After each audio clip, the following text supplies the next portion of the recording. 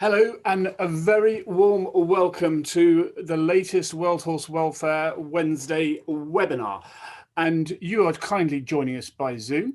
And if you've joined us before, you'll know that we just have to wait a short while whilst our viewers from Facebook will join us. As ever, joining us by Zoom means you can take part in the poll questions. And now we'll start time again and say a very warm welcome to everyone who's joining us by Facebook Live and Zoom for the latest World Horse Welfare Wednesday webinar. And like all good dressage tests, we are changing pace. Since last June, other than a small break for Christmas, we've been going once a fortnight with our Wednesday webinars. And we've just, over the summer, we're sort of just easing the pace a little to go monthly. And we've got a series of 4 webinars, which we're delighted to bring you in conjunction with the University of Nottingham, where we're focusing around equine mental well-being. And this evening, I'm delighted that Professor Nat Waran, all the way from New Zealand, it's only just 6 o'clock in the morning over there, so it's brilliant that Nat's been able to join us. She is joining us along with Sam York and Rae Andrews, and I'll introduce all our panel shortly. But before that, I just wanted to say, as ever, if you've joined us before, we really want this to be an interactive session. Tonight's webinar, or today's webinar, is going to be slightly different in the fact that Nat's going to give us an introductory presentation for around 20 minutes. Then we're going to go into a structured Q&A with our 3 panelists, and then it's very much over to you. So if you are joining us by Zoom, please put questions in the Q&A function. If you want to chat amongst yourselves and with the panelists, then please use the chat function. But any questions, please do put them in the Q&A. It's so much easier to manage. And if you're on Facebook, please put your comments, your questions in the comments section, and then we'll be able to get those onto the Q&A function of Zoom as well. If you are joining us by Facebook Live, please do share the live video. Tonight's webinar, or today's webinar, I should say, and all of previous webinars are available on World Horse Welfare's YouTube site. And if you, once we've gone through the next series of webinars, if you've got things that you want to cover us later in the year during these webinars, then please do send that through to education@worldhorsewelfare.org, and we'll certainly try and include them in a future webinar. And in terms of talking about future webinars, our next webinar is going to be on the evening of June the 23rd, 7 p.m. UK time. And there we will have Professor Maddie Campbell from the University of Nottingham and Royal Veterinary College, international 3-day event rider Alex Hwatian, and our very own John Burns. And the focus of that is how to keep horse sport ethical. So that will be interesting, and we're just about to put a link in that for you to register for that evening. And so I've talked about this evening. So now all I've got to do is share my screen. Always easier for me said than done. But there we go. And now I'm going to try and go on.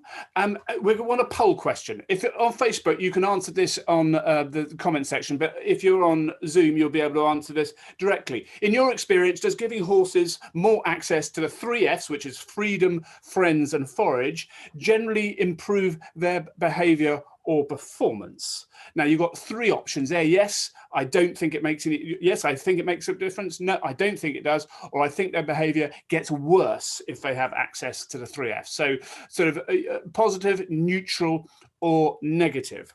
Now, whilst you're answering that question, I just want to give you a very quick introduction to World Horse Welfare. Many of you will know World Horse Welfare, founded in 1927, and at the heart of what we're all about is supporting the horse-human partnership. And we do that in a number of different ways in a number of different countries around the world. A combination of intervention, hands-on care, education, very much what tonight's webinar is all about, research, and also campaigning and advocacy to get real change in a policy and legislation level in different countries around the world.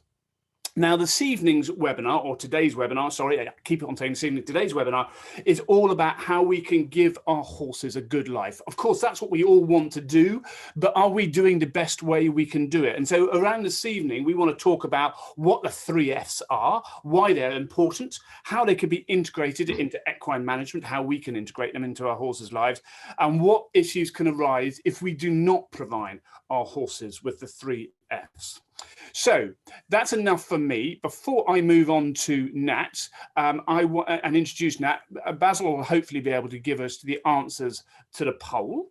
I should say there's no right or wrong answers, but clearly asking the audience in this particular case has given the most one-sided answer I think we've ever had, and which is, I suppose, positive. So most of you don't need to be here at all, but of course you do.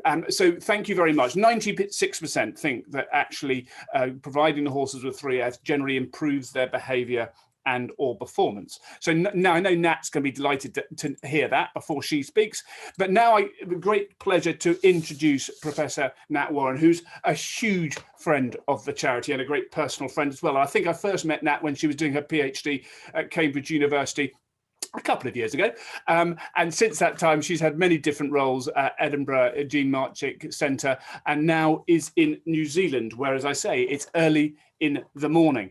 One of the things you might not know about Nat, in addition to her extraordinary academic and animal behaviour welfare career, is the fact that she once rode on a motorbike with me, side saddle. I'd have to say we were going 0 miles an hour in a Hong Kong Jockey Club car park. Other than that, it was very, very exciting. Nat, enough from me. Over to you.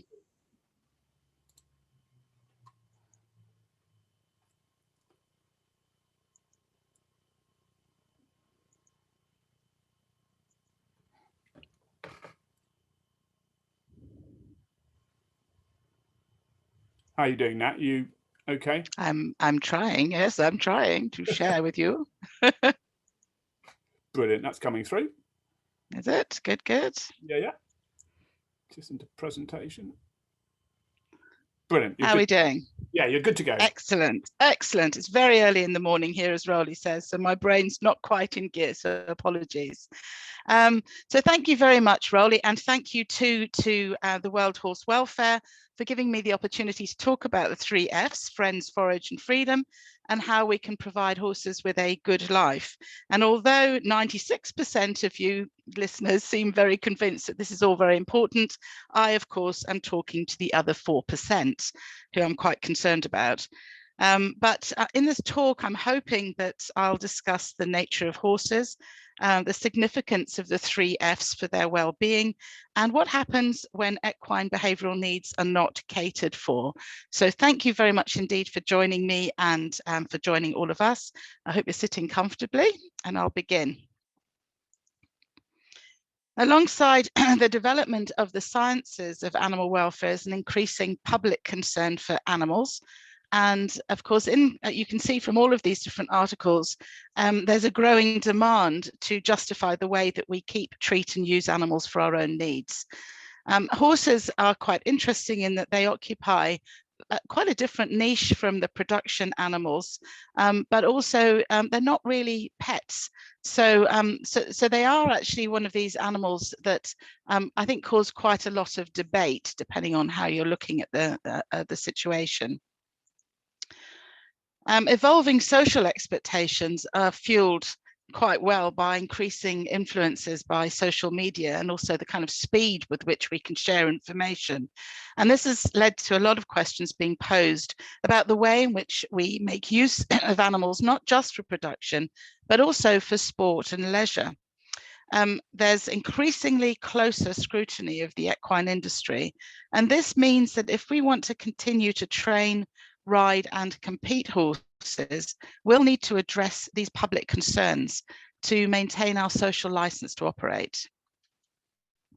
So I would say that where horses are used for human benefit, whether that's sport, recreation, therapy, or even just being kept as a pet, we need to provide the animal with the opportunity to live a good life.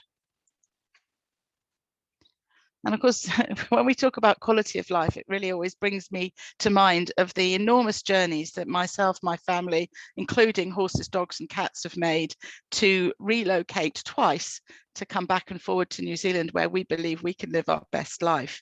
And people do go to extraordinary lengths to live a good quality of life. But what does a good quality of life mean for our horses? And in particular, what do they need to be able to live that good life? And how can we provide for them within the domestic situation? Equine quality of life is multifaceted, and assessing animal welfare at any one time will include measures not just of the animal's physical health, but also its behavioral health, or the amount of behavior, different opportunities for behavior it's provided with, and ultimately its mental well-being. And it's important for us to realize that you can give a lot of resources to an animal, but ultimately it's the animal's own subjective experience, its feelings, that will dictate how good or bad its quality of life is. Emotions are quite tricky, and they can be easily missed, misread, or misunderstood, with negative consequences for the horse and the person. Horse owners will often describe their horses in relation to their emotional states, and yet their perception of what the animal is actually feeling or experiencing is often anthropomorphic, or seen through their own eyes, and based on their own personal beliefs, as well as their emotional attachment to the animal's value, and sometimes very traditional thinking. However, recently, it's become very accepted that where there's the presence of positive behaviours, then the animal's welfare must be good. And there's increasing scientific research attempting to characterise what these behaviours are that might indicate that the horse is experiencing a positive state of mind. But the burning question is, do equines experience emotions such as happiness and pleasure? So I guess really you now need to reflect on this. What do you think? When we've done some work previously and surveyed owners, most of them will agree that they do. But there are likely to be many different viewpoints as to what a happy horse looks like. And it's not clear what's considered to be a positive situation for a horse. Lots of people have very different points of view on this. And I think this is a very interesting area for study. We always assume, I think, that we all think the same thing, but that's not necessarily the case. And of course, what we think often is played out in how we treat a horse, how we manage a horse. But the other side of things is that this whole notion of happy athlete has gained some momentum. And although there's a lack of objective measures for positive emotions, the International Equestrian Federation has introduced this into this whole idea of animals or horses having emotions into their rule books and guidelines in relation to training and performance. And they've been promoting the concept of the happy athlete since 2004. So whilst this might seem a very positive step, without good knowledge and agreement amongst riders, trainers and judges regarding the nature of indicators of positive emotions in horses under saddle, there's a real risk that a horse's real emotional state might be being misrepresented. In truth, the assessment of happiness is currently judged on the presence and absence of so-called conflict behaviors, such as tail swishing, teeth grinding, tension, submission, and other flight responses. Judging if the horse is happy in relation to the presence or absence of negative behavioral responses is arguably insufficient for assuming that the horse is experiencing a positive emotional state of mind. So let's consider what a good life looks like for a domestic horse. Sadly, it would be much easier if we could actually ask horses directly, but despite what many people think, they can't talk and they don't self-report. We can't ask them how they feel, we can't rate the strength of their feelings, and we can't relate their behavioral responses directly to the choices that they make and what they say.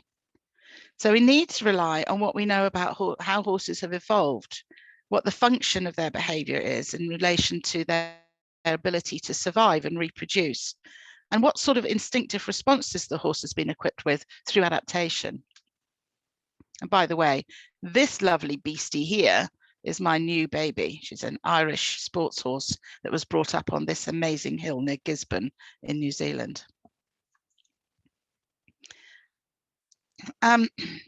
Generally, it's agreed that what we know about the horse is that the ancestor is this tiny little dawn horse. It's the size of a fox, and it lived in marshy areas and forests and browsed rather than grazed.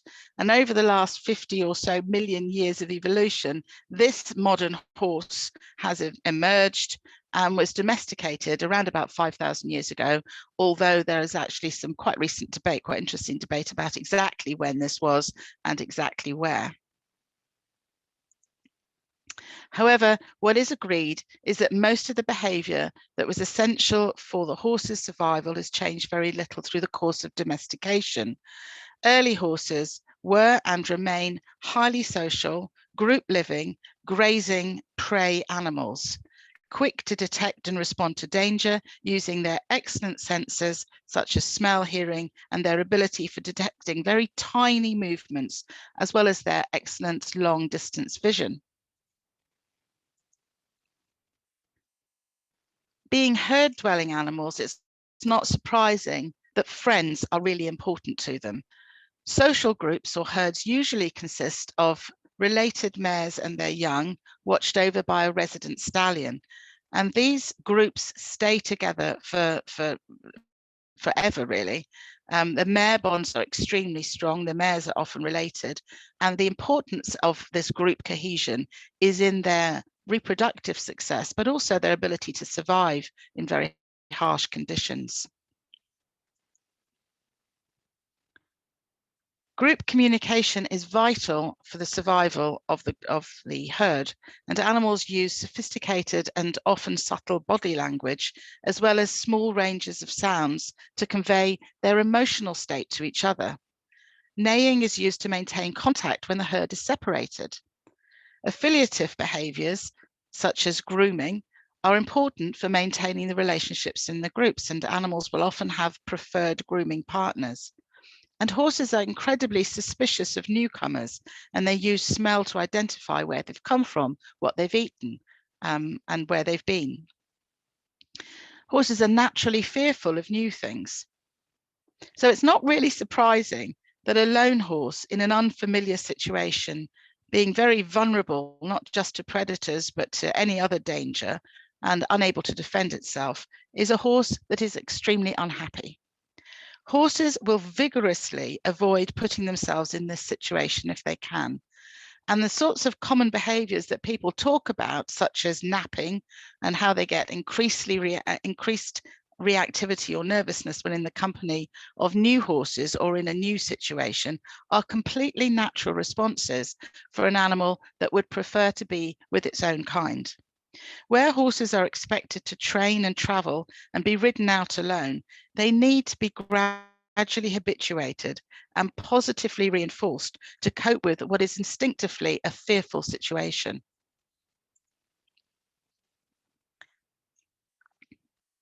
Restricted opportunities for social behaviour are quite common actually within our management systems.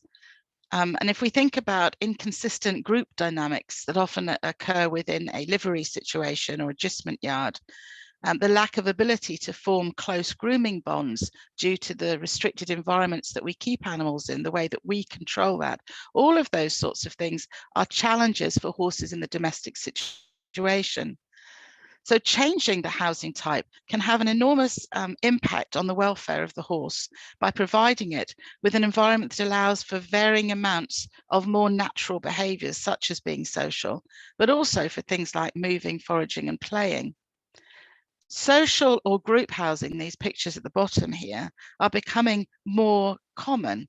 And in fact, there's been a fair bit of research that's been done on these that show that they provide much less restricted conditions for horses and provide the animal with a very rich environment where they can have a lot more behavioural opportunities, including the ability to perform normal social behaviour, even in these small groups where they're kept in 2 or 3 within stables. And just for those horses that do end up being kept alone, often you'll find that they will seek and appear to find comfort in human interaction, for example, seeking grooming or stroking.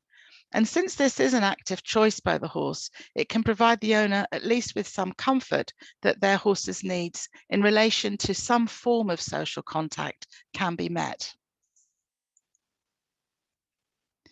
So the second of the 3 F's is forage. This is the basic building block of the horse's feeding behavior and diet. Horses have evolved to graze for long periods, around about 16 hours or more, to gain enough low quality fiber to ensure that they have enough nutrition to sustain themselves. Studies of feral horses have consistently shown how much time and locomotion is found in finding food and just consuming food. For these Przalski horses that you can see in the picture here, grazing in their natural environments in Central Asia, forage consists of very stemmy grasses, low nutrient content, and is distributed in quite scarce patches. And to cope with these nutritionally variable environments, the horse has adopted a patch feeding strategy whereby preferred plant communities are regularly visited and sampled.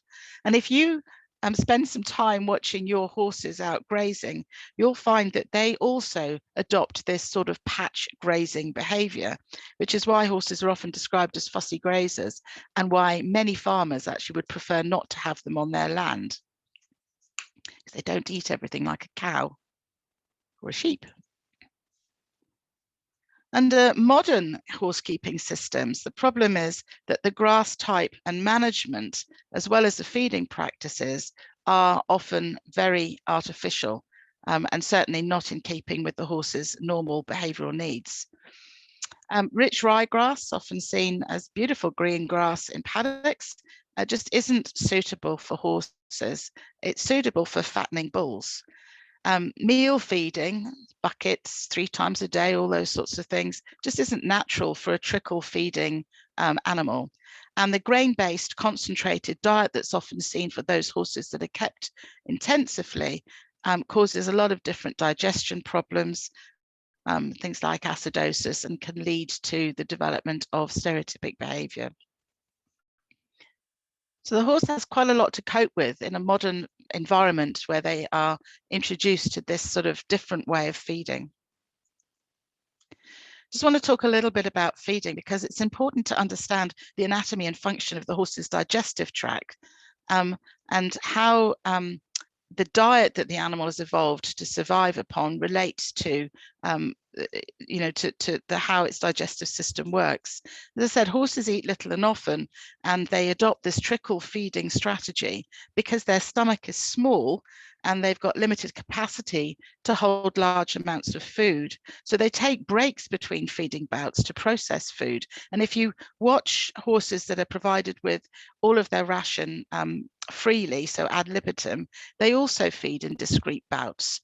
And the number of these different feeding bouts will relate to the type of food that's being fed. So feeding's got 2 components. One is called the appetitive phase, and the other the consummatory phase. And the appetitive phase is where the animal is moving around, searching, exploring, and that we call foraging. And then the consummatory phase is where is the final sort of response, where they have the food in their mouth, they're eating, they're chewing, they're swallowing, and then they get to digest it. And here's a little diagram here that I spent ages drawing, so I'm not very good at drawing diagrams. But I just want you to look at this diagram to understand the importance of motivation in feeding. Feeding is motivated by the animal's physiological state, which causes them to feel hungry. And I won't go into how that happens, but this hunger causes the appetitive behavior, the foraging, the grazing, the moving around to be switched on. And when forage is available, the animal will eat sufficient of the forage and during the consummatory phase, and that will impact, as you can see here, on the motivation to feed. So it'll either say keep feeding, or it'll say, oh, you've had enough now, you can slow down. So that normal cycle that's in blue is what you would like to see in a horse living a good life. However, what often happens, as I've talked about in relation to the way we manage horses, is that when there's no forage or limited forage available, this causes the horse to become quite frustrated. This internal state that their horse is in can cause the animal to become stressed. They try to deal with their stress to address redress the balance, and that can, in some cases, cause some sort of abnormal oral activity that can become stereotypic. And unfortunately, this sort of behavior can be quite self-rewarding and ends up being maintained. And then there are changes in the horse's brain that keep this behavior fixed and repeated. So this red loop here is not where we want to be. And the way we avoid that is by making sure that the horse has quite a lot of forage in its diet. Stereotypic behaviours, abnormal behaviours are unfortunately quite common in intensive conditions. You don't get these sorts of behaviours in feral or free-living horses that haven't been restricted in the way that these horses have. And they, of course, come in many different forms, and the different forms that they come in relate very much to the underlying motivation and frustration of the animal. And there are health problems related to feeding practices as well. So getting the forage, out of balance, when we have too much food generally, too much of that green grass that lovely ponies love to stuff themselves with, you get all sorts of health issues. We have this problem you can see on the right here with horses that end up getting too much of a good thing, and not only do they get wizzy, but they get what we call a sort of grass sensitivity as well. So, there's a whole array of reasons why we need to get feeding practices right. There's quite a lot of research actually that's been done on how we can provide for foraging needs within the restricted environments that we keep horses in. And the aim of these various enrichment devices, as they're called, is to increase the possibility of more natural behaviours and decrease the performance of abnormal behaviours, such as these stable vices or stereotypies. Some of these are quite successful in providing an outlet for frustrated behaviours, and others seem to just occupy the horse so that the motivation levels are reduced. Mirrors have been shown to reduce weaving in some horses. Feeding balls and toys appear to reduce some oral stereotypies. But I would say that there is a question about whether or not you're merely replacing one odd behaviour with another when you start to go down this road. There are lots of different ways that we can increase the time spent in this appetitive phase, even when there's no possibility of turnout and grazing. And these include the use of these slow feeding hay nets with the little holes that slow down the rate of being able to consume food. And also these environments where you've got many different feeding stations with lots of different hay nets, and even putting different types of forage in these different hay nets for horses that have to be kept in long-term confinement because of some sort of health issue. It just really requires people to get imaginative and to think a little bit more about how you can allow the horse to express its normal foraging behavior. So what about the third F, freedom? This is an interesting one because I did a little bit of research on freedom. I was thinking about what does freedom mean from the human point of view? And these sorts of notions popped up. So being free is talked about quite a lot when we talk about horses. And especially, if you think about animal welfare generally, the concept of the 5 freedoms is very commonly used to characterize what animals should or shouldn't experience for their welfare. But if you think about freedom from the human point of view, and these are the sorts of ideas I think that people have come up with about what freedom means. So freedom for humans might be being free to make choices, having no rules or obligations, having free expression, and not being imprisoned or enslaved. So I've used these to look at what freedom might be for domestic horses and whether horses can ever really be free. Well, I would say that horses are utility animals, and they do provide us with a service, whether that's sport or being a companion. And they're often described as being owned by or the property of someone. They're always confined in some way or another, and they're always expected to follow certain rules. We impose our rules on them. We've domesticated them. And so they've got really little opportunity to make free choices within the environments that we keep the domestic horse in. And I would say it's also extremely difficult for them to freely express their behavior. So when we're looking at freedom and what that means for the domestic horse, I would say that it's relative rather than absolute. So a challenge really for us is to look at how we provide a good life for horses within the confines of the domestic situation, and how we can provide them with the freedom to express more of their natural behavioural tendencies and to have more choice in relation to aspects of their environment that they think might be important to them. There are lots of examples of what a lack of freedom does, and how behavioural restriction or inhibition, where horses are maintained for our use, causes considerable stress and all sorts of different ways that that horse tries to cope with that stressful situation. And an example that I'm giving you here is one of being unable to roll when in the confines of a stable. Most owners are aware that larger horses in typically sized stables or stalls find it quite difficult to get down on the ground and roll freely and safely. And in fact, I think one of the first things I learned when I started to work with horses way back was the importance of banking up the sides of the stable to stop the horse from getting cast, or if they did get cast or stuck on the wall because they tried to roll, how to get them off the wall. So I think it's quite incredible that we think that this is a fairly normal thing for an animal to get stuck when it's trying to lie down in its stable. There's been a fair bit, this is one of the horses that I have, showing you that you need quite a bit of space to roll.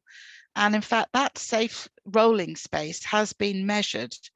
And when we look at the Code of Practice for accommodation requirements for animals used in research in the UK, the minimum space that is required for rolling has been taken into account in the size of the stable or housing that those research animals need. And so the average, so the size of the research stable is about 17 to 20 square meters, which is considerably larger than your 12 by 12 feet average stable.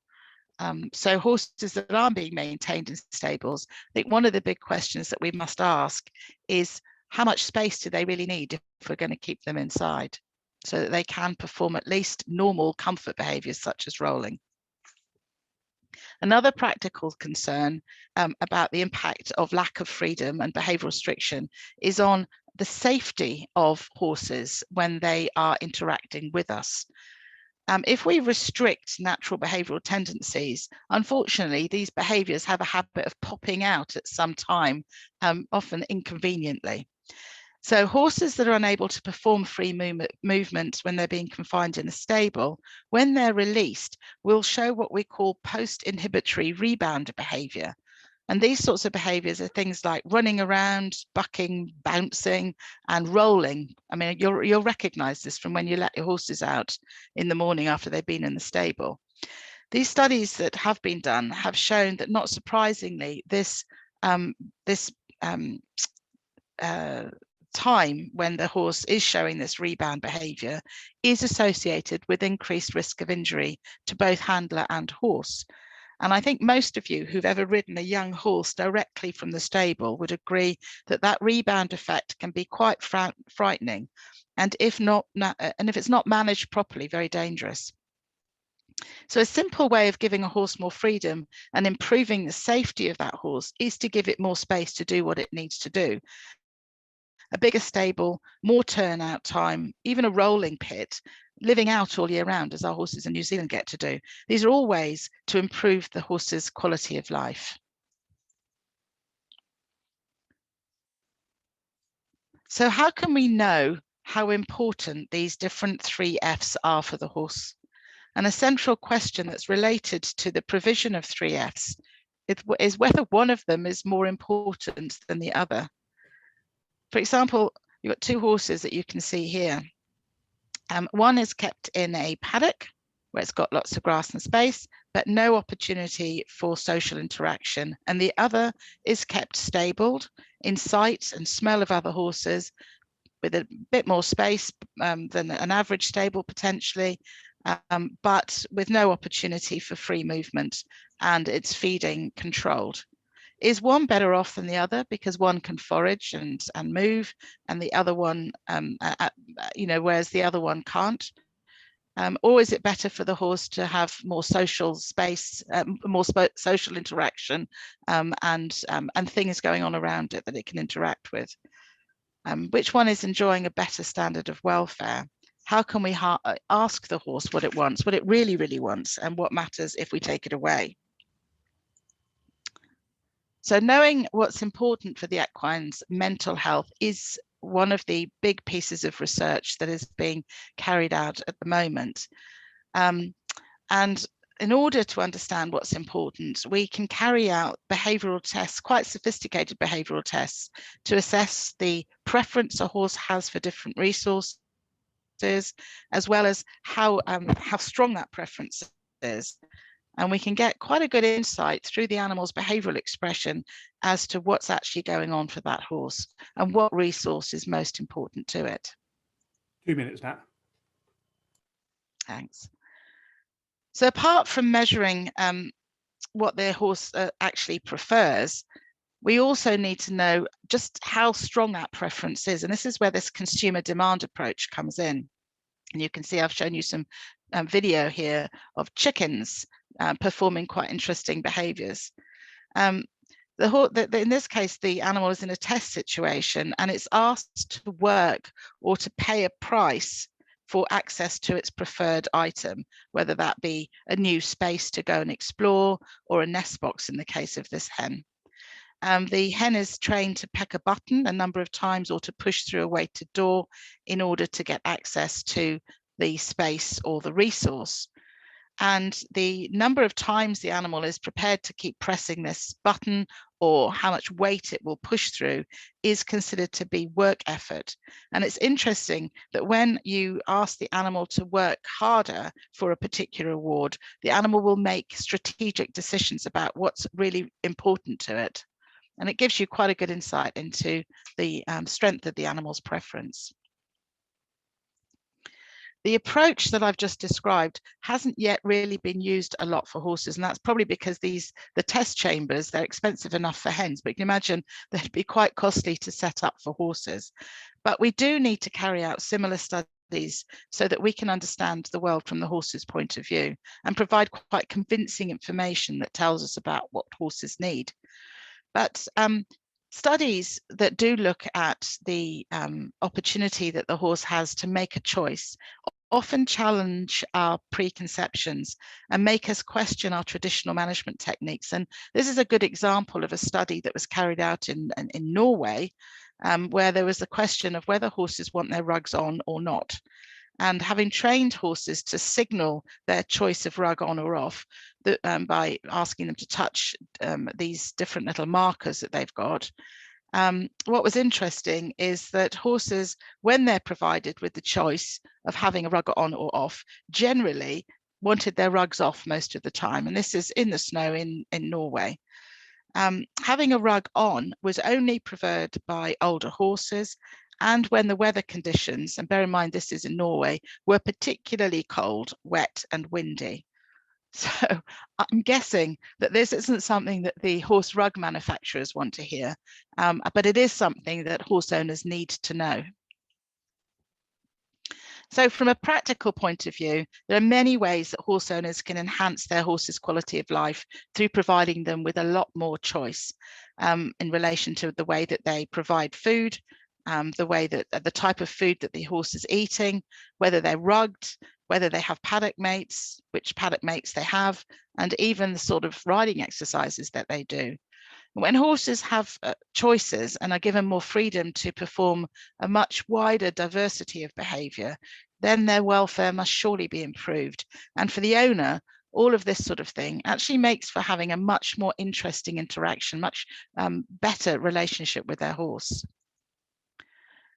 The challenge for all of us is to understand and provide for the basic behavioural needs of our horses. We owe it to them.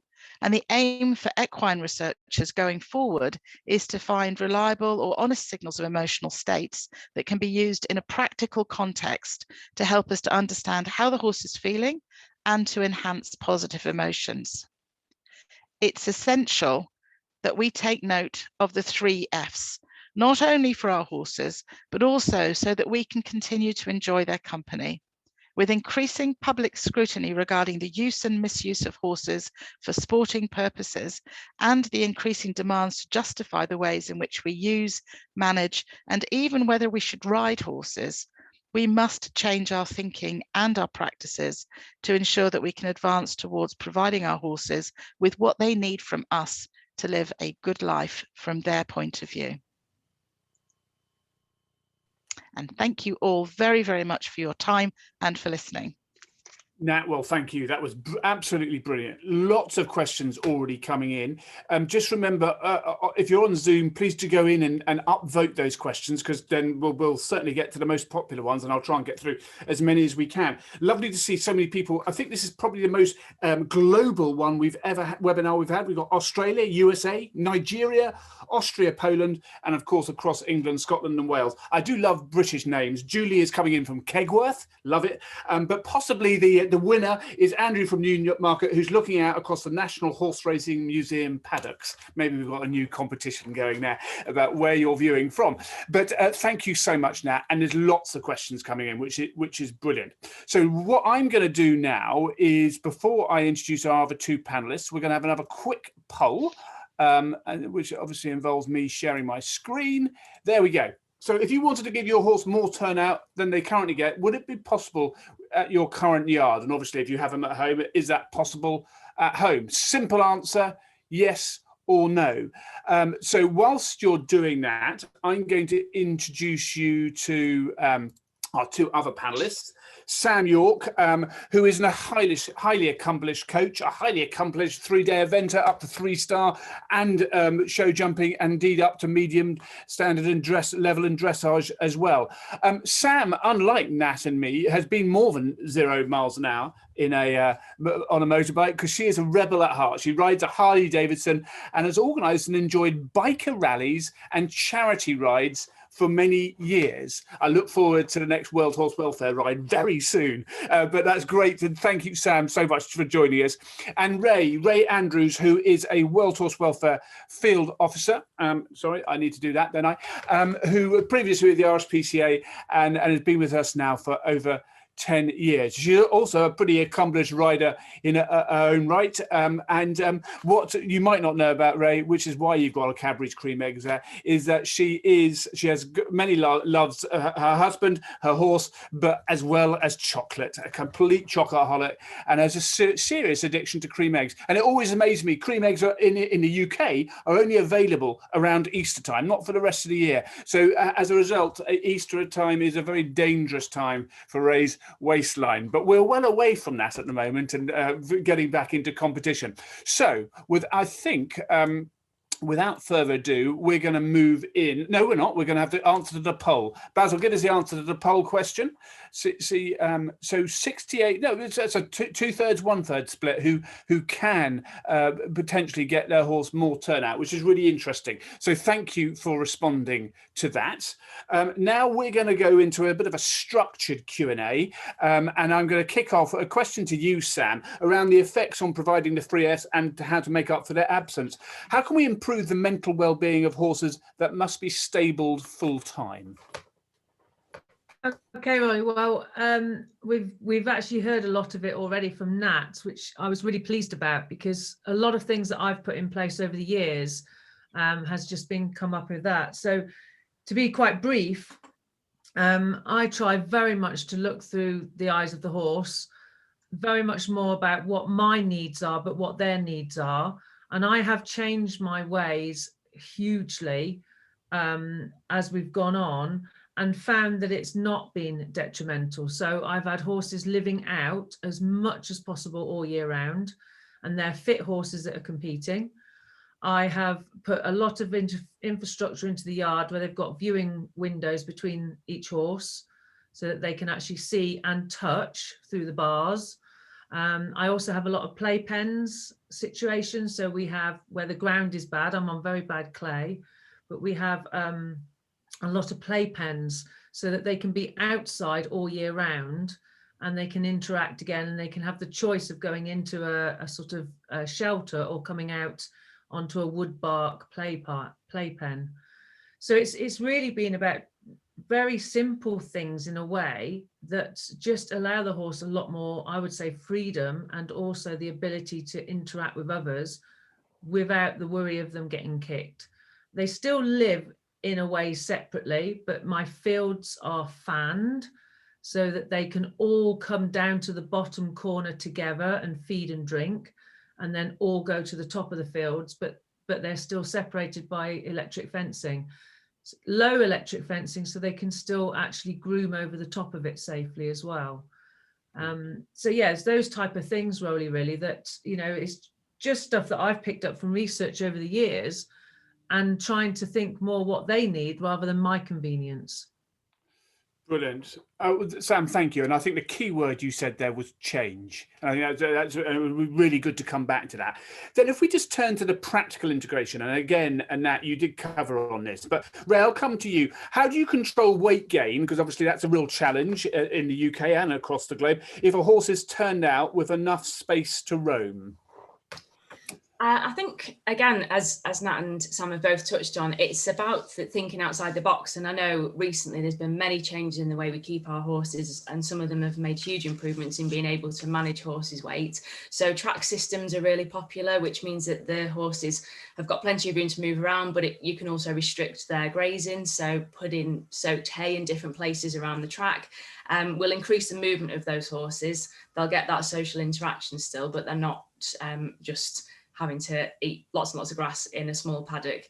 So you could also try to strip graze. There's various different systems that you can use. And I think one key thing is to remember that all horses are very individual, and what suits one might not suit another horse. So it's really spending a lot of time monitoring your horses, both in and out of the stable, spending time with them and seeing how their behavior changes depending on how you're managing them. Because I know with my three, something may suit one of them that wouldn't suit the other, and it would put on weight on one and wouldn't on the other. So I think it's really knowing your horses and how it can affect their physical and mental behaviour. But yeah, there's plenty of different systems that you can use now, which do work really well for obviously monitoring horses' weight. Yeah. Brilliant. Thank you. That's great. Nat, a lot of people obviously have their horses stabled and they can only visit them twice a day. How can you reduce the amount of time a stabled horse is without forage if you've only got limited times that you can go and see them in a day? It's a difficult one, really, isn't it? I mean, horses eat at different rates, for example. So, you know, you have to, I think as Rae's pointed out, you've got to know your horse. And you've got to set up a system that works for that individual. So if you can only visit your horse once or twice a day, and you know you need to set up a system that works for that situation, then I think thinking about the track system, which I think is one of the things that Rae's talked about, will at least provide an opportunity to give the horse the chance to move around, but not necessarily eat lots of food. Being prepared to move fences around. I mean, in one hand, the electric fence is a horrendous thing, really, if you think about it from a freedom point of view. But on the other hand, it does provide a lot of flexibility for horse owners, so they can, you know, change the configuration of the paddock. So that's one way. The other way is, I mean, I think people are a bit obsessed with grass, really.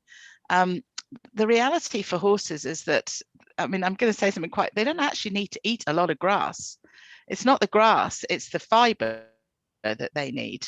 So I think if you set up a system whereby they're in a large area, they can move around, they can interact with other horses, even if it is over a fence, but you're providing them with a paddock that doesn't have any grass in it, you know, that's a large bare pen, for example, but it's got forage in it, you can control how much forage that animal eats. So yeah, I mean, I'm a bit obsessed with green stuff. I love my paddocks to be very, very green and lush. But the reality is that most of the people who are gist with me, you know, have their horses at livery here, they don't want grass for their horses because they worry about the impact grass has on their horses and also on their ability to control the amount of grass the horse is eating. Yeah. What they want is to have space. But just turning on the stable side, it's even simple things like these small aperture hay nets. I noticed with my one, he's out at grass at the moment, but he can't be bothered with the small aperture hay net. Now the grass is coming through. But when there was no grass, he would just take, and it just took him time. And so there are sort I think you're right. I mean, I think that people forget actually that if we feed horses in these small concentrated feeds, or we give them everything that they need nutritionally, and they don't have to search for it, that they have a huge amount of the day they've got to fill. So what are they going to do with it? I mean, there's only so many things a horse does. It doesn't sit around reading a book or go to the movies, or, it actually has to fill its day. And unfortunately, it'll fill its day with all the wrong behavior, with behaviors that are, kind of things that we'd rather they didn't do. So, using devices, like the net and so on, to slow down their food intake, make it harder for them to get food, make them work for things. At least that not only, reduces their intake, but it also fills their day. Yeah, absolutely. Being the father of three as well, filling their day with things they shouldn't be doing is very familiar. Sam, what is the safest way to introduce horses that you would like to turn out together? Now, Nat did talk about this a bit, but in your experience, because obviously you've done it, what's the safest way of doing it? Well, I mean, fairly obvious, I'm sure, to everyone, is to try and put them next to each other in a very safe environment. So again, the stables that we've developed now, they can touch noses and get to know each other without any fear of them being hurt or being threatened. Then I can assess whether or not I feel that they get on. Then obviously to turn them out possibly in separate paddocks, but in close, small paddocks next to each other. And again, if your vibes are good, that they are happy, then you can move on to putting them together. Now, another little trick that we tend to use with the competition horses is, if you take two horses, even if they appear to not get on very well, pop them on the lorry and give them a trip round the village and back, very strangely, or certainly if they go to a competition or something like that and bring them back. It's like taking two horses that don't get on at the yard. You take them to a competition where you're stabling away and they're inseparable. So it's that sort of, that might be a bad thing. Nat might be going, but it's that vulnerability that makes them join up. Yeah. So it's a little bit like us at school. We might have known someone at the previous school, but didn't really ever talk to them or spend time with them. We move up to a different school and the first person we see is that person, and suddenly you bond because there's, we sort of feel a bit vulnerable and don't know anyone else. Yeah. So it's that sort of thing. And I found that's very successful, that actually a trip around the village, take them off the lorry and pop them out, they do seem to have a better bond. But it's common sense of just being cautious and doing it step by step, rather than just let's turn them out and see what happens. Brilliant. Thank you. And then if we just turn to where actually providing the 3Fs is really difficult for people or impossible. Rae, what are your thoughts about keeping a horse with no equine company? I think it's something as field officers, unfortunately, we do see quite a lot. So we often get called out to horses that are on their own. And ultimately, as Nat's already spoken about, horses have evolved as herd animals.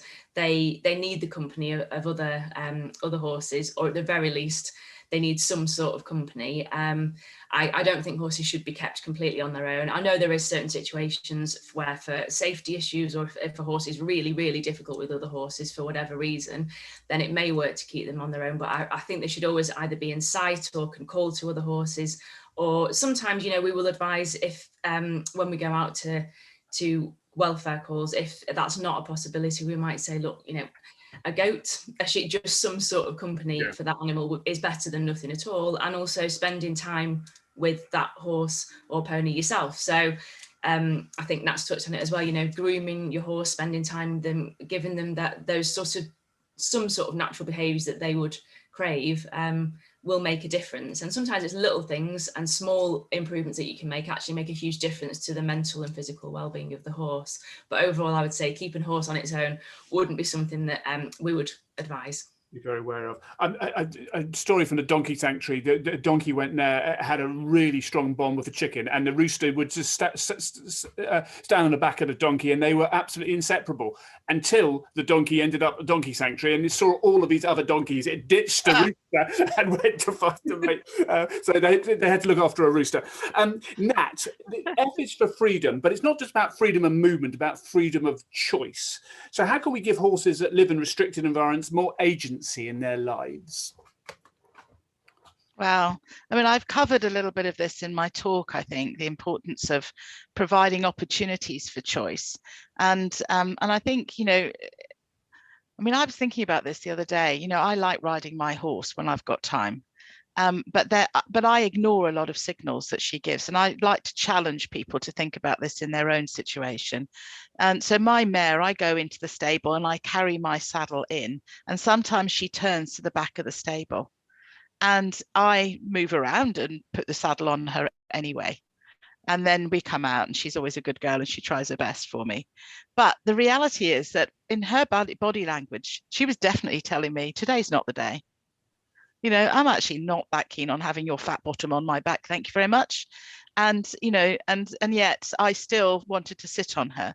So I guess what I'm saying is it is difficult sometimes to provide horses with real choices, because we might not want to hear what their choice actually is.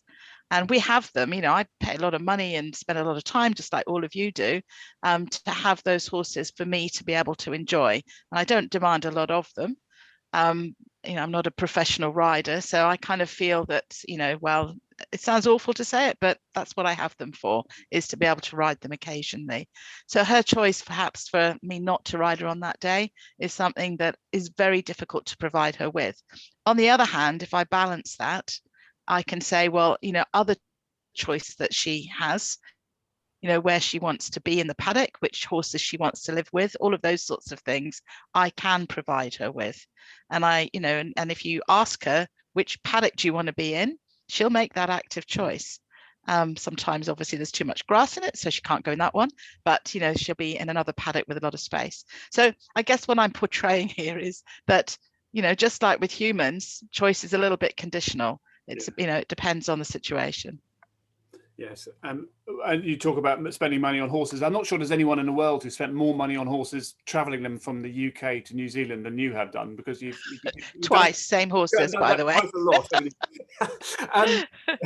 So, Sam, I just wanted to extend that of the previous question that I asked you, and because you talk about turning out horses that are, you know, at being competed up to a very high level. So how can we safely provide socialization and turnout for very valuable horses and stallions?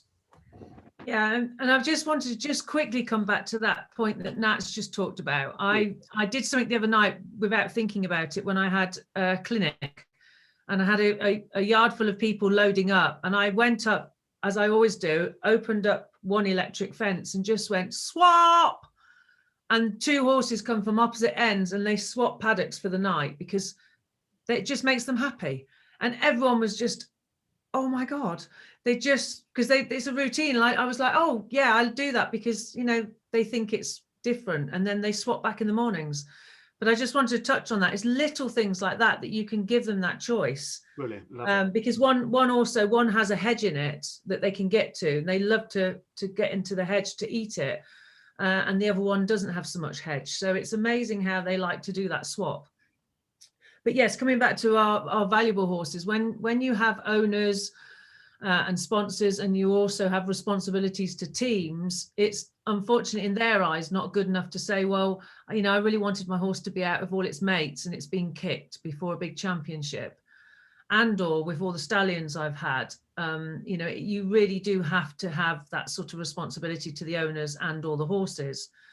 So again, I know sort of Nat said about when you talk about electric fencing, if we put that into a human concept that you're kept behind an electric fence, then that doesn't sound right. But it is so versatile, as Rae said as well. I find you can build pens and situations and even tracks so that these horses can go out. And I will double fence so that unfortunately it's when horses touch noses and squeal, and certainly with stallions, they will rear up a front leg will come out. I'm afraid I still want them to be within visual social distance of other horses, but I will fence them wide enough apart that they just can't quite touch noses, because the fencing will come down. And I do feel for stallions that it can be a very sad life, actually, because some stallions work very well together, and I've had two that could still be turned out right next to each other over the years, but I've had 2 or 3 that absolutely had to be isolated, but I would never have them out of eye shot. Yeah. So they still have that interaction. They still have the ability to do the full length of the field. So if all the horses migrate to the far end of the field, as I said earlier, they can do that. Brilliant. But yes, and then there's other things like, unfortunately, I have big moving horses now with overreach boots on to protect them. They're very big moving. I'm very guarded about boots on, but there are some very good products out there now where if it pacifies the owners that the horse does have some sort of protection on their legs, as far as impact or trauma, we know there's no support from boots or bandages. But again, we were talking about the research about wanting a rug on or not. You have to sort of step back and say, is this realistic? Yeah. Overreach boots for me are non-intrusive, and they just stop horses pulling shoes off, which is something that big moving horses will do playing in the field. But yeah, so it's just, again, for me, I won't compromise. I say to them, my horses go out, your horses will go out as much as possible, but we will minimize the risks as much as we can. Brilliant. Excellent. Listen, thank you. So that's ended part 2. Now we're going to go out looking down the barrel. We have got plenty of questions to get through. So we'll see how we do. Now, the first question, just please remember, there's lots of questions there on Zoom. So please upvote the ones you're really interested to, or add new ones, and we'll try and get through as many as we can. The first question is, what small changes can owners make that are likely to improve their horse's quality of life?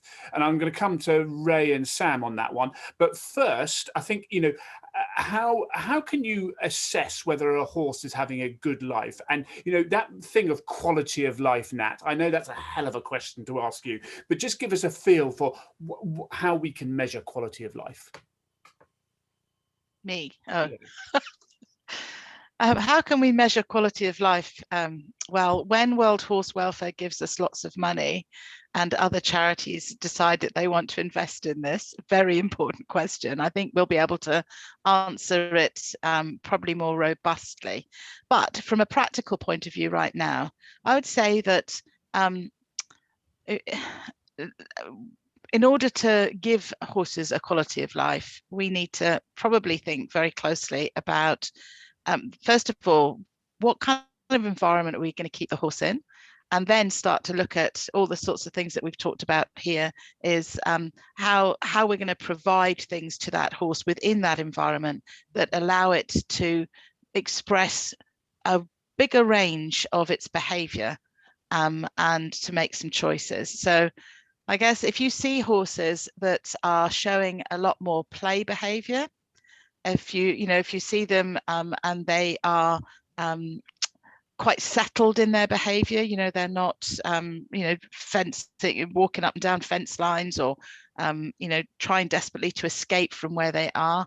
If you see horses that are freely interacting with others, and also horses that are keen to approach humans, I would say all of these are quite good indicators of a horse that is living a good quality of life. So, I think it's within, I guess what I'm saying is, within the context that you keep the horse, it's important to look for those sorts of markers, opportunities for positive behaviors, opportunities for positive interactions, and displaying as much of its natural behavioral tendencies as possible. Brilliant. Thank you, Nat. Rae, then I'll come to you. From your perspective and your experience, both from a competition and rider, but also from World Horse Welfare, what small changes can owners make, do you think, to improve a horse's quality of life? I think the key thing is it can be quite small changes, really. So it doesn't have to be hugely expensive changing your entire setup, because that's just not feasible for a lot of people to be able to do. So things like, if your horse is having to be stable for quite a long time, is trying different things to see what works for that horse. So potentially put in hay nets in different parts of the stable. Some horses respond really well to stable mirrors, some don't. Again, it depends on the individual horse, but there's a lot of things that you can do within the environment that you keep that horse in to improve things. Sometimes, just spending more time with your horse, human to horse contact, will improve that horse's well-being and mental state as well, because they do crave that interaction. And sometimes if they can't have it, as Nat says, with other horses, having it with us is the next best thing, hopefully, and they enjoy the time that they spend with us. And again, there's different things that you can do out in the field. One of my horses absolutely loves his hay ball, and it will take him ages to get through it, so that'll keep him occupied. The other one thinks it's much too hard work and literally will ignore it and go and find something else to eat because it's not his thing.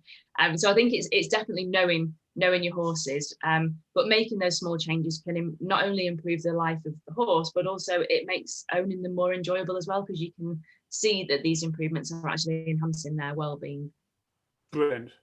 I'm a terrible speed reader, and when I initially read Linda's question, I thought she should stop watching a late night movie and go to bed earlier. But she said, I have a problem with napping when I try to ride out alone. I understand why it's happening, but I'm struggling with how to overcome it. I don't always have a riding partner.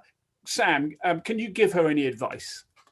So yeah, this is a real difficult one, and the first and foremost is I would want to try and investigate why the horse is napping. So if it's an insecurity, if it's a specific place where it's napping all the time, because it could be something that wouldn't be obvious to the human that the horse is finding difficult.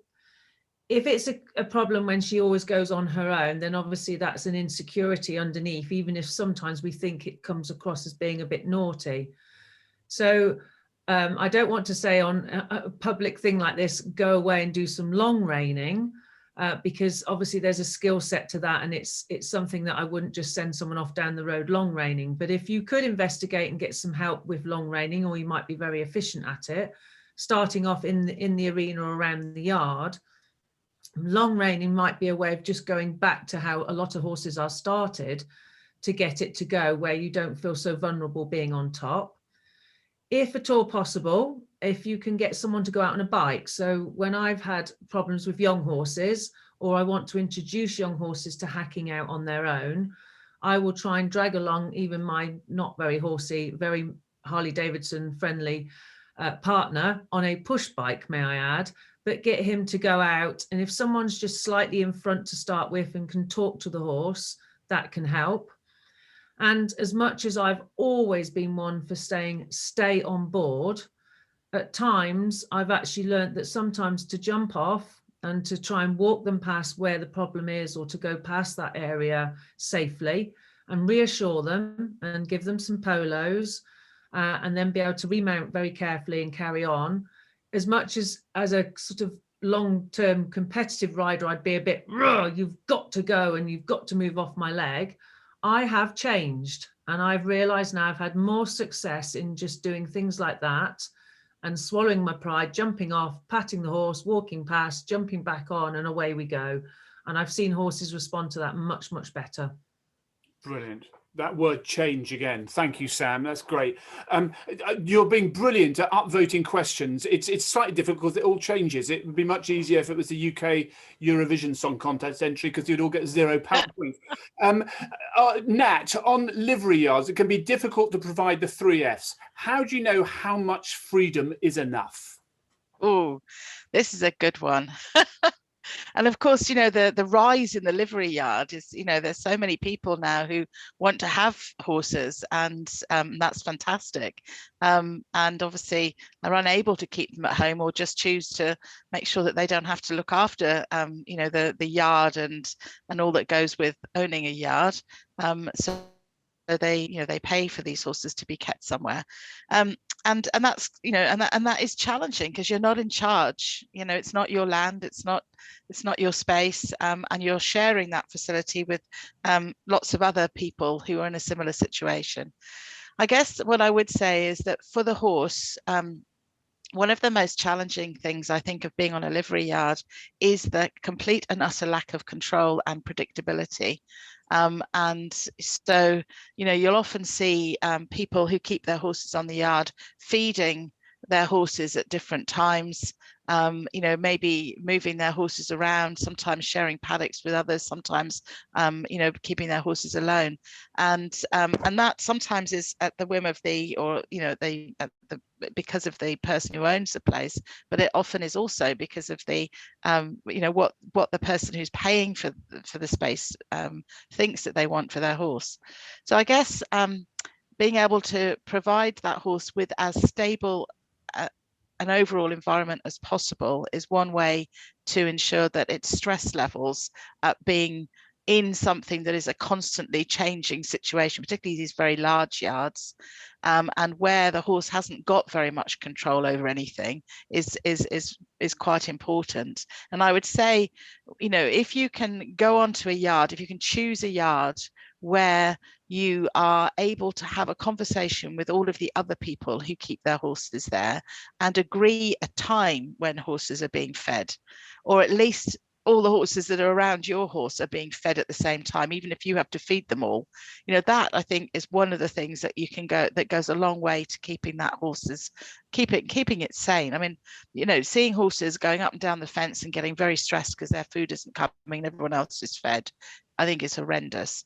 The other thing I think is, I love what Sam's talking about. I mean, and huge kudos to you in coming up with a system within a commercial, you know, yard that enables horses to have some contact with each other and make some active choices. So I think, you know, if you can get to a yard that's thought about that, you know, this fanned approach to the field, so that, you know, you can actually have horses able to interact but able to move away. You know, those sorts of things gives horses the chance to have space, even if they are kept on their own, and allow them to socially interact with each other. So I personally think, you know, owners have choices about where they put their horses.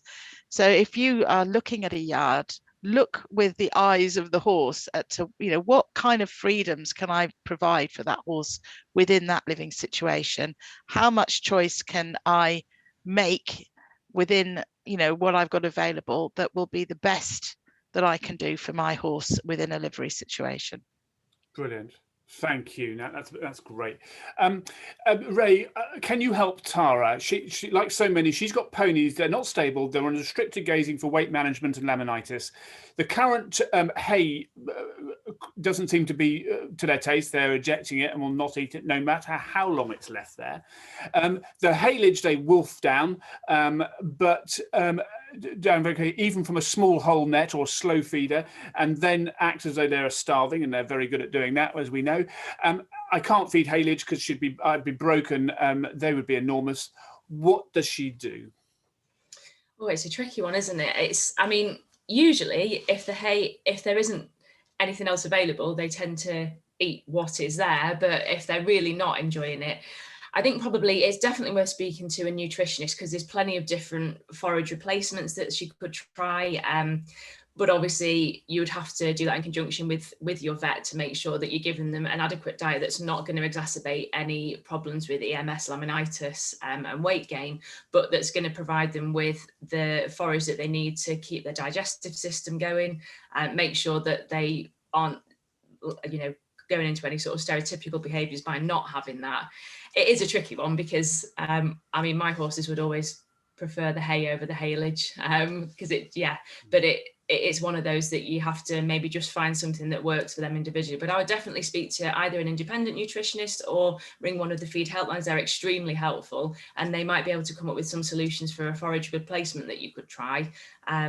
And also using the track system again, if you've got that ability to do that. So, you know, moving your electric fencing around, maybe make them work a little bit for where they're going for the forage. That might help as well.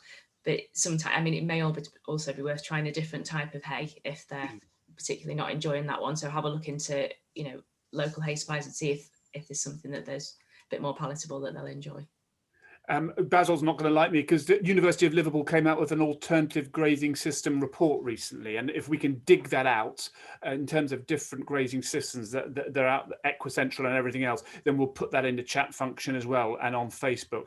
Now, there's a question: how can owners assess whether their horse is having good quality of life? I think, Nat, we tackled that one at the beginning. Now, I'm going to give the three of you forewarning. Nat, you did touch on this, but there's a Facebook question: if you could only choose one or two out of the three Fs, which one would you prioritize for your horse? I'm going to come back to all three of you on that one a bit later. Now, Nat, there's a question from Ray. Has there been any research done on horses in warmer countries, or even the UK, being given the choice to have a fly rug or mask on? So it's not just about warmth, it's about comfort from insects. Yes.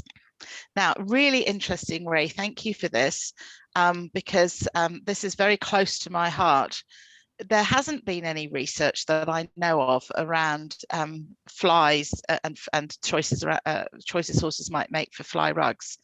However, I got into this because, as Rowley said, I've moved my horses back and forward from New Zealand a couple of times, same horses, long trip.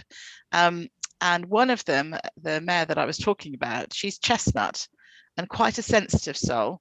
And I brought her from New Zealand, where we have insects, but we don't have the midge. And we moved to Scotland, near a river, a very nice property with trees and so on. Lots and lots of midges, Scottish midges. And this poor mare was absolutely, she was tortured by this tiny little insect. And so she got to the point where she became quite neurotic. Didn't want to go outside. Talk about choices. When she did get made to go outside, even at the times when midges is not supposed to be that active, she literally would run from one side of the paddock to where there was a bush, and she would put her head in the bush. So I think she was making some quite clear signs to me that she was having a very miserable time. And I put one of these all-consuming fly sweet itch type rugs on her, and I had some amazing masks that had been made specially, which were like a beehive mask, so right off their eyes. And I can tell you that horse almost climbed into that rug and her little masky thing every day before she was put out into the paddock. So I don't think she liked it. I think if you'd asked her to choose about having this rug on, if there hadn't have been her experience of going out with these midges, she probably would have said no. But because she was going outside, she was much more tolerant of having the rug on and the mask on. So, I mean, it's anecdotal. No research that I know of, but I'm pretty well convinced that horses will choose to avoid flies if they can possibly do so. Yeah, brilliant. Thank you. Sam, a question on Facebook. How many friends are enough to give a horse a good life? I actually think that one of a horse is sufficient. I guess that's because of my environment, maybe. But I mean, I have quite a few horses about, but I actually do think they tend to like one horse. I sometimes think, I was thinking about the question earlier about introducing horses to each other. 3 can very much be a crowd. And that's where I'm now even daring to put horses together. I mean, I have done for quite a while, but some precious horses. I've started to put a yearling out with a very good dressage horse that I'm quite precious about, and that has been incredible, the difference in both their attitudes and the bonding and the grooming. They lie down together, they stand up together, they eat the same bit of grass together, and that's just incredible. So I do feel a little bit like Rae said earlier, I do get a little bit sad when I think the horse is completely on its own. I think one other horse is great, but I've also had one owner that I worked with, they didn't have any system with the fields. We had some very expensive, some very top horses out in the fields together. There must have been 5 or 6 of them in each field. And we did have some injuries, I'm afraid, but at the same time, they said, well, that's how the system is going to be here. And I think they got their pecking order, but some horses don't like too many. The horse I've just talked about, he really doesn't like a lot of other horses, but he's taken to the yearling. And I'm really pleased that they're now got a real partnership, because they won't, neither of them be going anywhere. Brilliant. So I think it's more about compatibility necessarily than numbers. I think you can get 2 horses that really bond and get on. Honestly, that's a really happy picture. And then, you know, I don't think they necessarily need for more, so long as they can see others around, they still have that slight herd instinct. As I said, the fan, they'll all go to the top at certain times of the day. They'll all come down and drink as they would in the wild, but they all have their own buckets, you know, their own water bins. It's fascinating watching them. And I know I'm lucky because I look out my window and can watch them all day long. But it is interesting. You're competing with Andrew in Newmarket now, aren't you? And I love your suggestion to Tara about steaming the hay, even with a dustbin and a kettle, making a great sheep steamer and adding a bit of mint or garlic powder. I'm getting hungry. Nat, let's think about an international question. We've got a question from Singapore. What is the minimum a horse needs to have a good life? In Singapore, horses can't be turned out with a horse owned by someone else. So if I buy one horse, they will be turned out alone. Also, there isn't a lot of pasture available for horses in Singapore. If I cannot provide this, I don't want to buy a horse for myself. What would you suggest? This is a question on Facebook. Oh, well, it is. I mean, it's challenging. There are lots of different parts of the world where, you know, there's limited space, and I would hate to think that people can't own horses or enjoy horses just because, you know, they happen to live in a particular country where there's not enough turnout, if you like, for horses to be maintained. I mean, you know, places like Hong Kong are very similar in that they, you know, especially if you look at the racing industry there.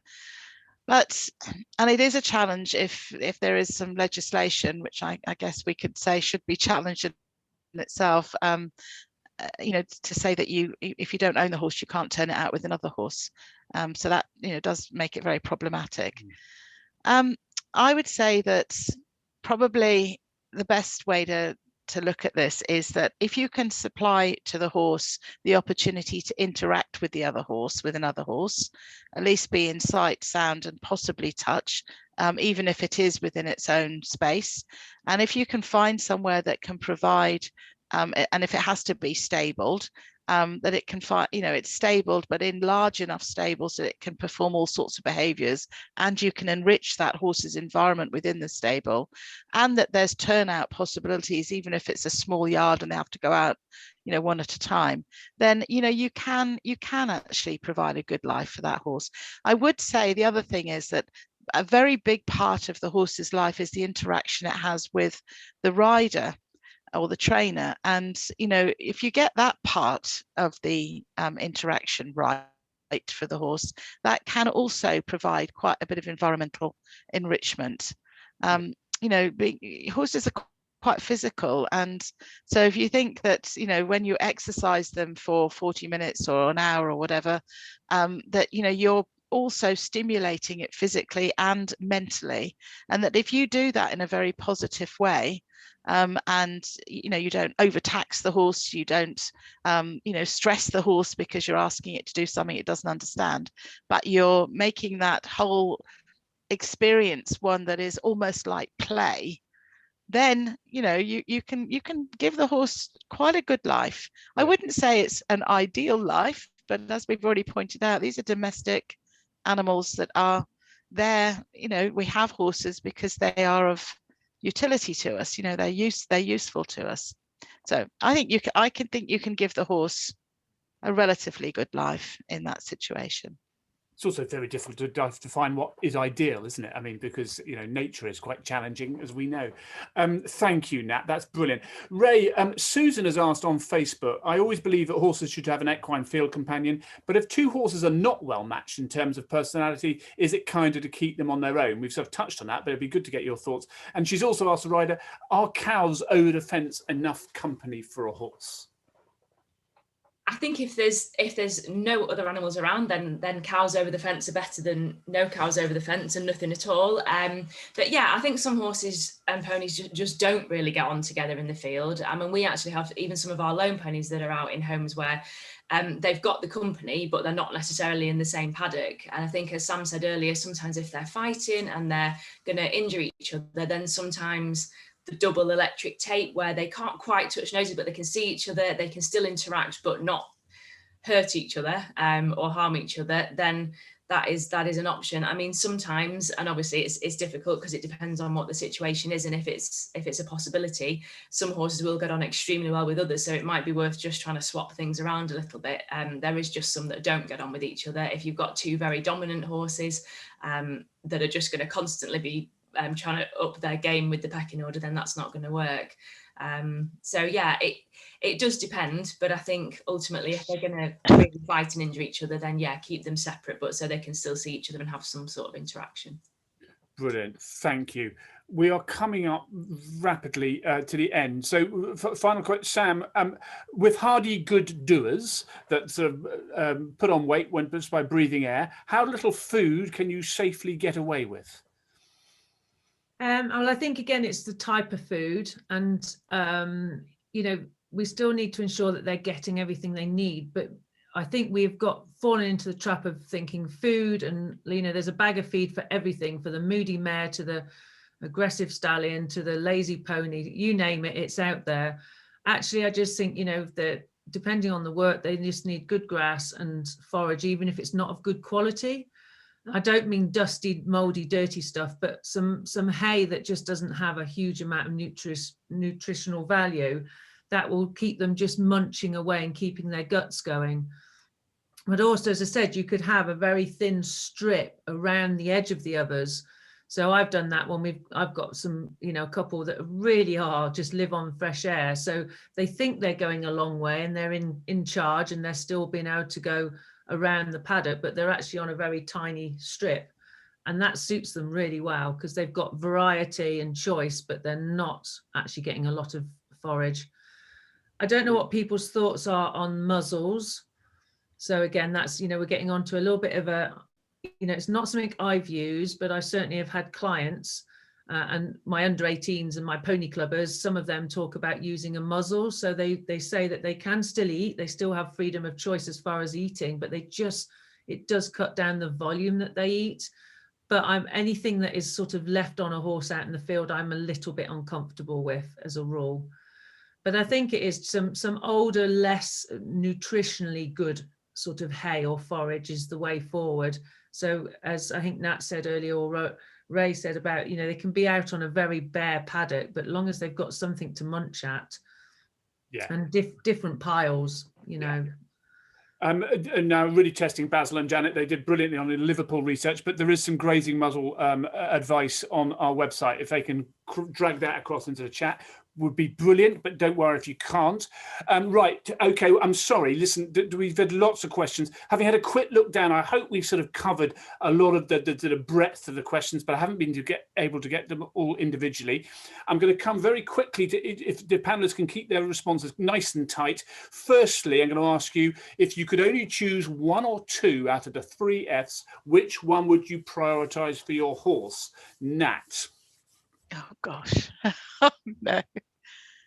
I think I would choose freedom. And the reason for that is because for me, that captures all of the rest of them.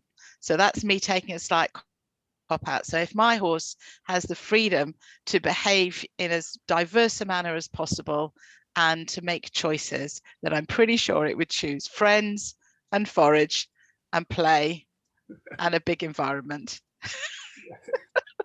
Brilliant. That is, I love it. Sam, what's your thoughts? Well, that was my exact same answer before Nat actually honestly was. I just thought, because if there's this element of freedom, and if we're thinking freedom, like you said, we're slightly thinking freedom of choice, of variety of forage, variety of environment, variety of being able to interact somehow, even like I do. Some horses are on box rest because of injuries. I will deliberately take a horse to the stable door and let them do some mutual grooming for 10 minutes. It's, you know, it's those sort of things. There's lots of little things you can do, even with that horse that's stuck in a stable 24/7. So I'm going with freedom as well. Brilliant. Rae, I'm going to be really nice. You can certainly answer it, but I'm just suddenly popped into my mind. The welfare cases we see, a lot of the time, they have freedom, friends and forage, but yet their welfare is pretty poor. Just set that in context. Yeah, I guess that, yeah, I mean, a lot of the welfare cases that we deal with, they're in huge groups. Often the problem might be that the groups are too big and there's a number of stallions in that group. So you've got the overbreeding problem. So a lot of the welfare cases that we deal with are huge numbers of horses now, and they have got the freedom because they're often in large spaces.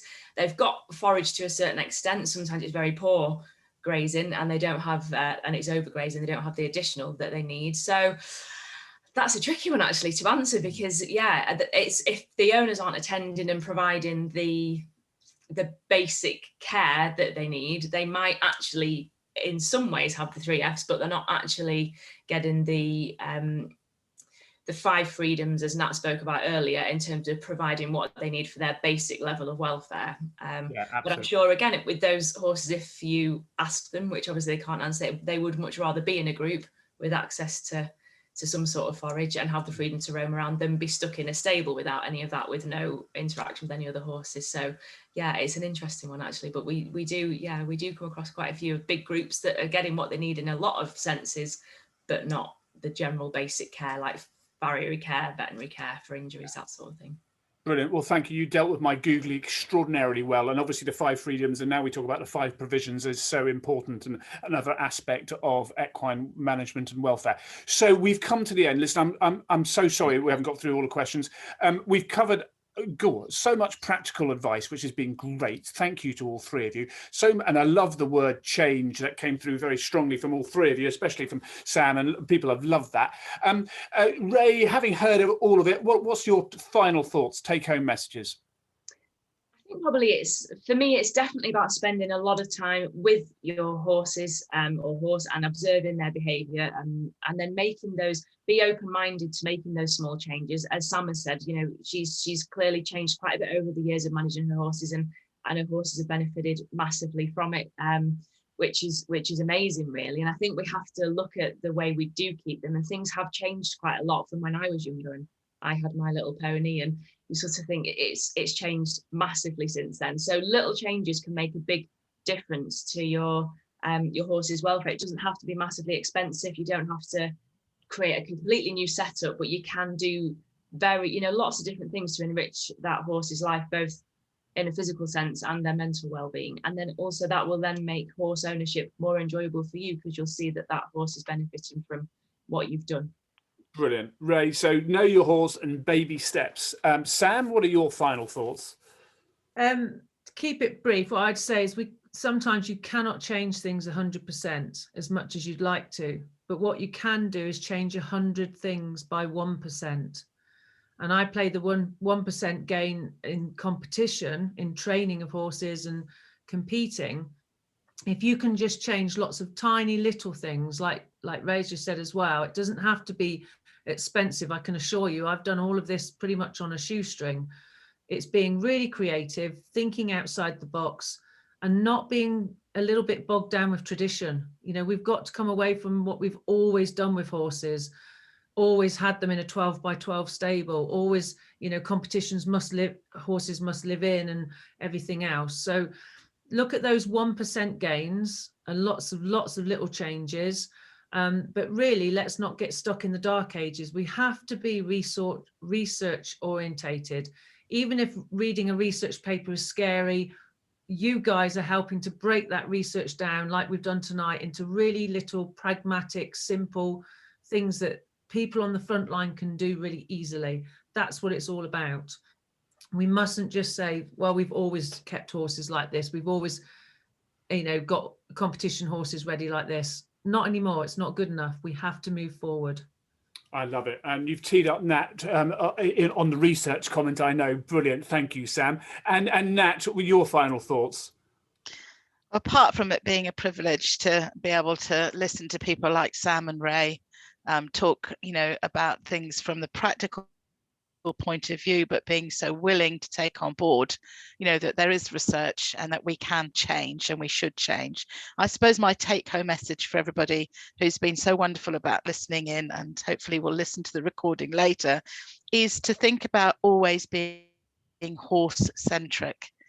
For years and years, we have used horses for our own interests and our own gain, and we owe it to them now to really start to think about the world from their point of view. You know, we know enough. We can't pretend that the information isn't out there. It does challenge our thinking. It does challenge our practices. But if we really want to give a horse a good life and not just a life worth living, then we really do need to change the way that we manage and train and ride and compete with our horses. And that is in itself, you know, something that is going to take a little time. I know that, but I think people have got to be brave now, and they've got to actually look at their responsibility for their animal, and you know, and making sure that they really are doing the right thing. Brilliant. Well, listen, thank you. Thank you to everyone who's joined us tonight. And on behalf of the University of Nottingham and World Horse Welfare, it's been brilliant to have you. Just to remember, if you want us to consider covering something later in the year in one of our webinars, do email education@wellhorsewelfare.org. Next month, at the end of June, or 23rd of June at 7 p.m. UK time, we'll be focusing on how to keep horse sport ethical. And we'll be welcoming Professor Madeline Campbell from University of Nottingham and the Royal Veterinary College, international 3-day event rider Alex Swatian, and World Horse Welfare's own John Burns, one of our field officers and Rae's colleague.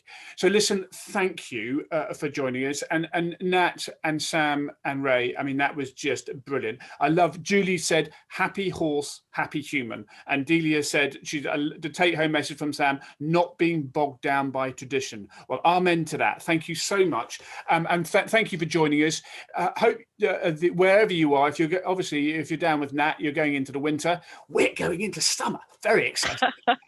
But wherever you are, take great care of yourselves, and we look forward to seeing you next month. Bye-bye. Bye-bye.